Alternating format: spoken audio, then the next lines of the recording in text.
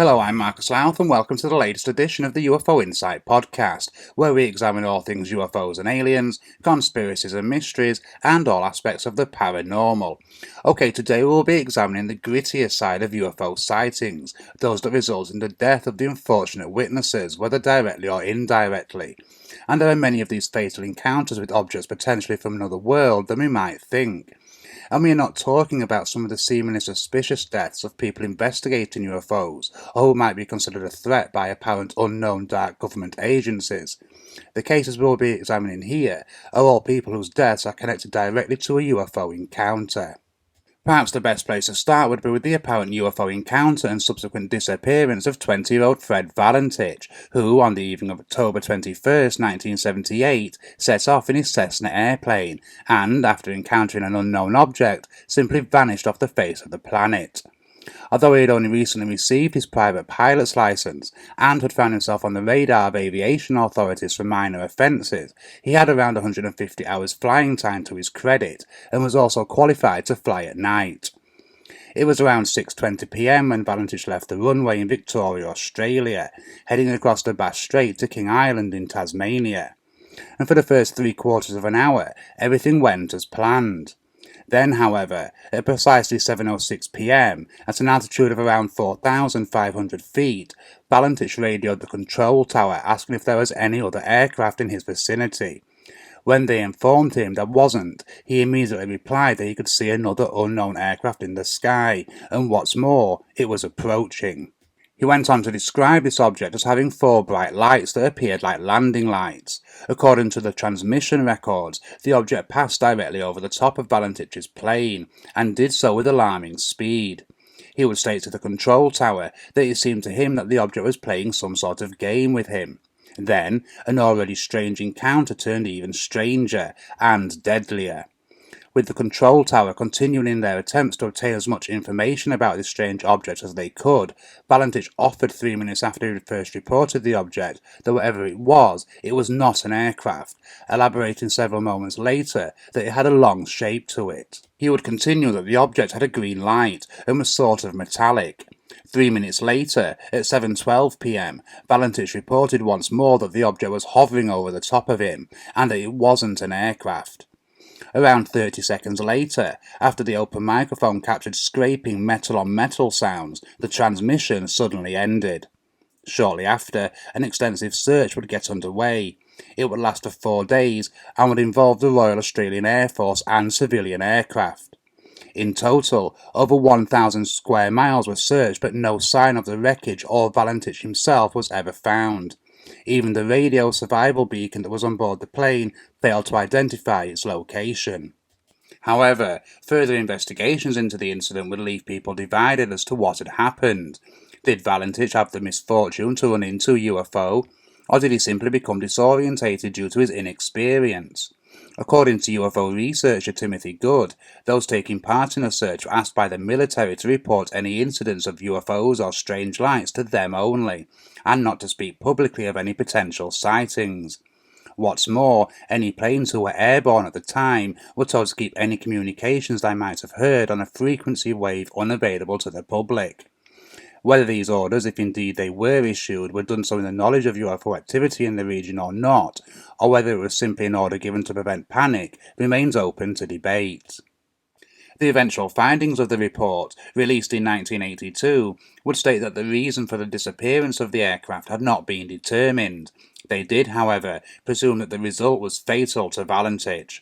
Despite the mystery, perhaps the most convincing evidence that something very much untoward did indeed take place that evening in October 1978 over the Bass Strait are the words of Steve Roby, the person on the radio control in Melbourne. He would state that he didn't for 1 minute believe that Valentich was attempting to carry out a hoax. Roby would elaborate that in the final moments he was definitely concerned for his safety. He would further describe his communications as rushed and as if he was startled. There are several theories that have been put forward over the years to explain the bizarre disappearance of Fred Valentich, including that he might have even faked his own death in an attempt to disappear and begin a new life somewhere else. However, the fact remains that nobody has seen Valentich alive or dead in the years that have followed that fateful night in October 1978. In his 1990 book Confrontations, Jack Ballet, a respected ufologist, told of many UFO sightings that had resulted in the deaths of the people who had witnessed them. Perhaps one of the most chilling was an event that occurred in August 1966 in Rio de Janeiro in Brazil. A local teenager came upon the corpses of two men while looking for his kite. The scene was puzzling. Both men lay on their backs with no signs of having put up a struggle. Both were dressed in neat raincoats and suits, and both had lead masks near to their heads. Examination of them appeared that they had died from a heart attack, which by itself would not be anything out of the ordinary. However, the fact that the two men, both dressed the same, with makeshift protective headgear, both suffered a heart attack in the same spot at the same time is more than coincidence. When Valet studied the case notes, he surmised that the two men had been witness to a UFO. He even went as far as to state that they were at least hopeful, if not expecting, to witness such a craft, due to the lead masks that he theorized they had used to offer some kind of protection from any harmful rays. When the deaths of the two young men were announced, others came forward to tell of strange sightings around the area their bodies had been found. Usually reported was an oblong-shaped object that appeared to glow orange and emitted strange beams to the ground. Had this been the craft that the two young men had been hopeful of seeing? Incidentally, you can read an in-depth account of this incident in our book, From Deep Within the Archives of UFO Insight. Another account took place 3 years after the original incident that Valet had travelled to Brazil to investigate, this time in a small town of Analima in Colombia. Just after 7 p.m. on 4th of July 1969, several children saw a strange bright object land in a nearby field of a local farm. One of the main witnesses, Mauricio Neco, had arrived at the farm with his Aunt Rosa, whose cousin was the owner. There were several other children, also part of the same family, and they had arrived to spend several nights there. On the evening in question, Mauricio, along with three cousins, Andres, Marina and Enrique, had ventured onto a hill to look at the stars overhead. It was as they were doing so that they first noticed a strange light, different from the stars, appear overhead. The children remained where they were and watched the light as it moved. As they did so, they could clearly see that it was growing steadily larger, as if it were approaching. Bizarrely, though, they noted between themselves that no sound could be heard, even as the object continued its approach. As Mauricio continued to watch, the other children began calling to other family members to come and see this bizarre and unnerving light. Grabbing their torches, they began to flash and signal in its direction. The object responded and came rapidly closer to them. The rest of the family, the 3 adults and 6 younger children, now alerted by the children's terrified cries, came out to witness the bright craft. In all, there were 13 family members who saw the object overhead. They would describe it as approximately the size of a car and a sphere-like shape. Furthermore, it glowed a particularly bright amber colour which lit up the area below. Then, it began to move again back towards the main house over the field. One of the adults, Arcesio Bermudez, snatched a torch out of his child's hand and made off in the direction the brightly lit craft had gone. He quickly disappeared into the blackberry crops that lined the field. The children followed. As they did, they could hear the general distress of the cattle and chickens, as well as the agitation of the family's dogs. They suddenly arrived at one of the outbuildings behind the main house. There in front of them was Arcesio, and across from him was the glowing object, hovering only ever so slightly above the ground. They watched for several minutes as Arcesio and the strange object remained opposite to each other, as if in a bizarre standoff. Then it rose into the air and suddenly took off at breakneck speed into the night sky. Mauricio would recall how it was like something seen in a science fiction movie. They all would return home, and although they would turn into bed as normal, no one in the house slept at all that evening. The next day the children were to return to their respective homes following the stay. Before doing so, they went to find their Uncle Arcesio to thank him and bid him farewell. However, he had remained in bed due to waking up feeling extremely ill. Then, 3 days later, things took an even more dramatic turn. Mauricio's mother received a call from his auntie. She needed her to come back to the farm and take Arcesio to the hospital. In the coming days, Arcesio became increasingly ill. Dark blue spots had appeared on his skin, and he had a constant feeling of nausea. A week after the sighting, he had died. The official explanation for his death was put down to gastrotinitis. The doctor in charge of his case, however, did note that he could not explain his very low body temperature. In fact, according to some reports, so cold was Arcesio, the nurses were not able to take blood samples due to crystallization having occurred. Perhaps even stranger is the account from Mauricio's mother, who claimed that on the way to the hospital, Arcesio leaned on her for a moment. Not only could she feel how disturbingly cold he was, but that cold feeling remained on that side of her body until he passed away 3 days later. Some reports even state that Arcesio had claimed to family that had witnessed a strange creature in a clear part of the top of the craft on the night of the sighting. He had shone his light on it and alerted it to his presence, causing the object to light up once more and vacate the area entirely. How true this claim is, however, remains open to debate. This truly bizarre and tragic case, though, doesn't end there. UFO researchers suggested the unfortunate witness had been exposed to radiation from the UFO. They would seek permission from the family to have his body exhumed in order to perform tests. The family, however, would refuse. Several years later, though, when they eventually agreed to exhume the body, the situation turned even more disturbing. Upon opening the coffin, all present would discover that the body was gone. What's more, there has never been a satisfactory explanation as to what happened to it or who might have taken it. Might we suspect there was a military involvement in the removal of the body, or perhaps even a discreet foreign intelligence, especially given the attention the case received? One particularly outlandish suggestion was that whatever intelligence was behind the strange craft had returned to retrieve his body for study. There remains much speculation about this grim theft. Perhaps the claim that rings truest, though, is one that the family themselves learned through their own investigations in the local community. According to what they were told, several strange men had offered a substantial amount of money to one of the gravediggers of the churchyard where Arcesio was buried, in return for allowing them to dig up and remove the body. Who these men were, however, is not known. The tragic case of Arcesio Bermudez is one that still frustrates UFO investigators and enthusiasts around the world. And while the truth coming to light might be unlikely, perhaps the fact that Arcesio's body was taken by a mysterious person or persons leaves open the possibility of a disclosing or leaking of information regarding the case. Without a doubt, one of the strangest cases of a deadly UFO encounter is that of Sergeant Jonathon Lovette. According to the report, in March 1956, Lovette, along with Major William Cunningham, were in the desert of New Mexico on a retrieval mission following missile tests. Cunningham would later state that Lovette had become separated from him when he went to investigate what he thought was debris near a sand dune. As he was doing so, Cunningham claimed that he suddenly heard Lovette scream out in terror.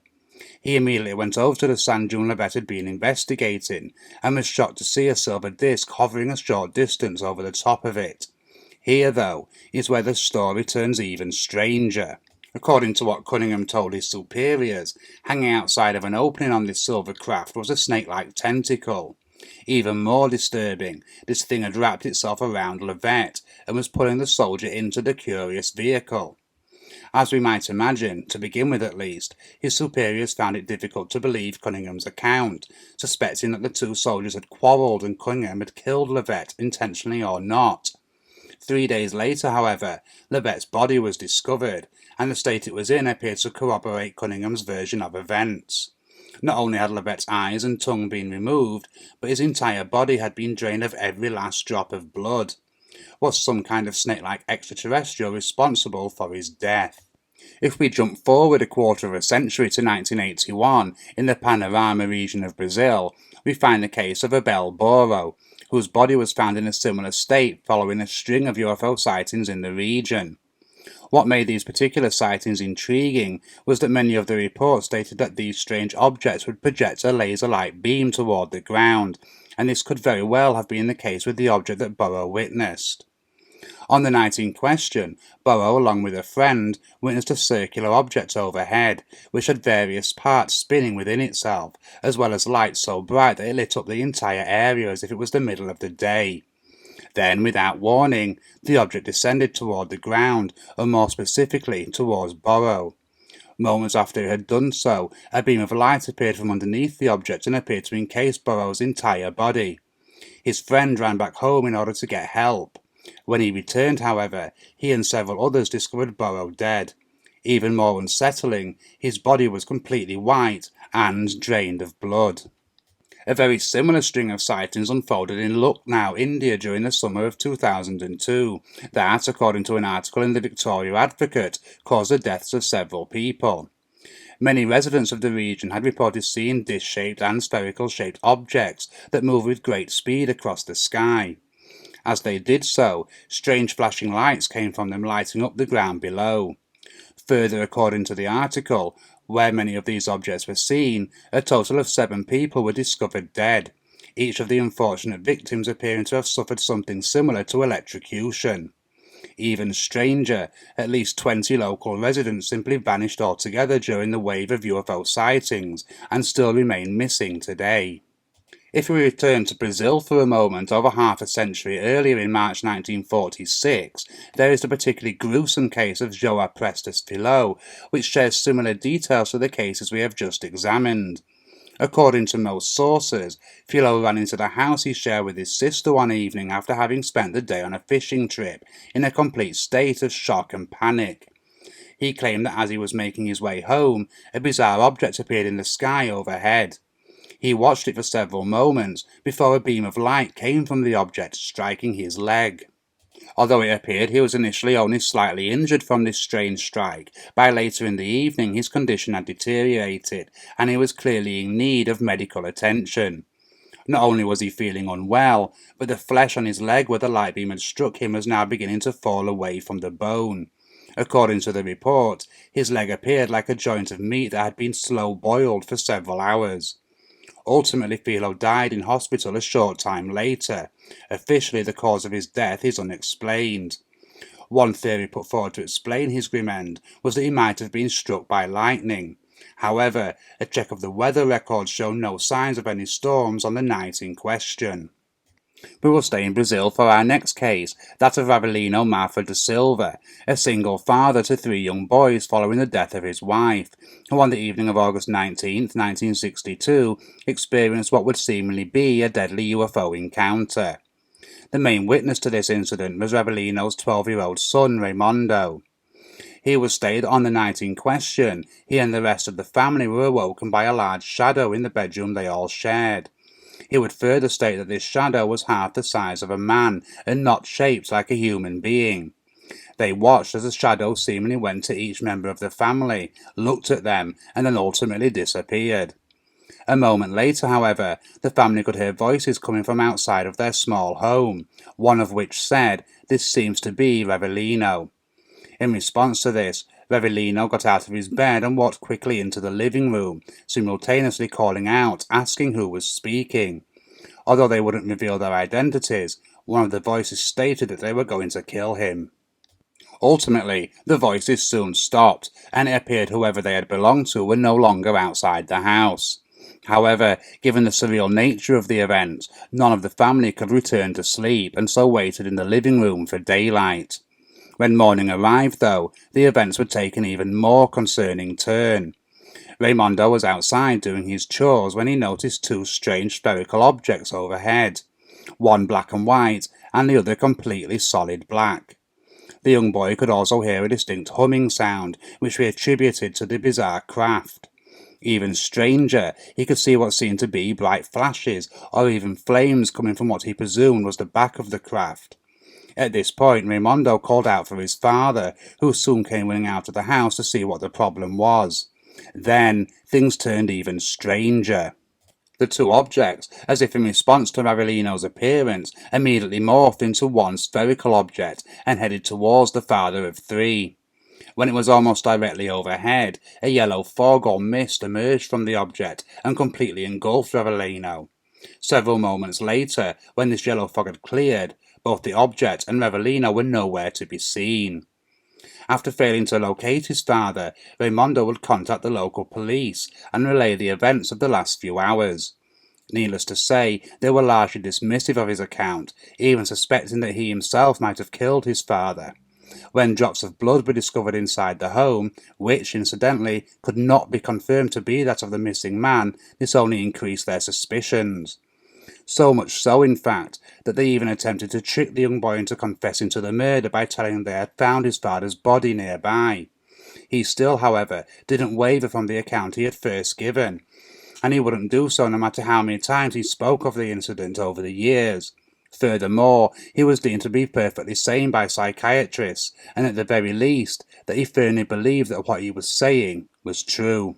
We should note that according to some sources, in the days leading up to Rivalino's disappearance, several of his co-workers reported seeing two strange creatures around 3 feet tall.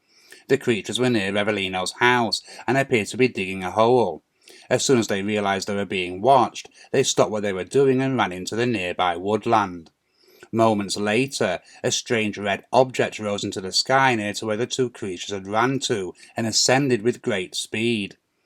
Another point of interest is that according to a publication in 1963, skeletal remains were discovered near Rivalino's home. It is said that a belt belonging to him was discovered with the remains, and that they were officially identified as being the missing man. However, there appears to be much discrepancy as to whether these were indeed the real remains or not. Just what happens to Rivalino Mafra de Silva will likely remain a mystery for the foreseeable future. It is, though, a truly unsettling case, of that there is no doubt. As we can see then, there are many more unsettling and disturbing deaths connected to UFO sightings than we might suspect, and while some of these accounts appear to be cases of people being in the wrong place at the wrong time and being harmed as a result, others suggest a purposeful targeting of certain individuals. It is perhaps worth noting the thoughts of Jacques Vallée, who after his investigations into some of the strange deaths in South America, particularly Brazil, offered that many of the victims who had witnessed UFOs had died from high-powered pulsed microwaves, essentially as if they had been placed into a large microwave and cooked. Whether these strange deaths were intentional or just a result of someone being in the vicinity to such a strange craft is open to debate, as is who the people behind these apparent microwaves might have been. Were the individuals we have examined here essentially killed by aliens, whether purposely or not? If there is any truth to any of these claims, then it should cause all of us to rethink what we think we know of the universe, and perhaps more importantly, our place in it. For now, I will simply thank you for joining me, and be sure to leave any thoughts in the comments, and check out the links for further reading on some of the cases and theories we have been discussing here today. Remember to subscribe to our channel and follow us on social media to keep up to date on future podcasts, articles and videos. And as always, if there's anything that you want us to feature on future podcasts, then just get in touch at marcus@ufoinsight.com. Until next time, goodbye and take care.